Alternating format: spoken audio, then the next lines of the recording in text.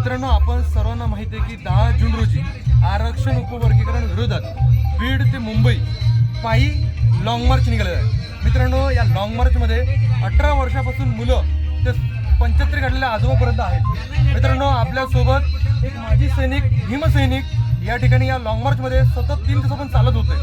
70 ते 75 किलोमीटरचा प्रवास झालेला आहे। पण मित्रांनो, त्यांची तब्येत आज रोजी खालावलेली आहे, त्यांचा जीव घाबरत आहे, त्यांच्या पायामध्ये मोच आलेली आहे। सोबतच या उन्हामुळे उष्माघात होण्याची सुद्धा शक्यता आहे। मित्रांनो, अतिशय संघर्षमय पद्धतीने हा लॉंग मार्च मुंबईच्या दिशेने भीमसैनिक धडक घालत आहेत।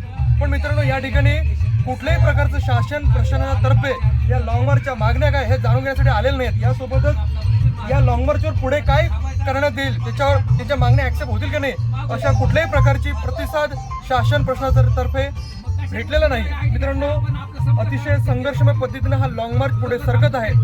आपल्याला सर्वांना विनंती करतो की या व्हिडिओला मोठ्या प्रमाणात लाईक करा, शेअर करा, आपल्या समाजापर्यंत पोहोचू द्या की लॉंग मार्च आरक्षण उपवर्गीकरण विरोधात निघालेला आहे आणि अतिशय संघर्षमय पद्धतीने भीमसैनिक या लॉंग मार्चचा लढा देत आहेत। नमो बुद्धाय, जय भीम।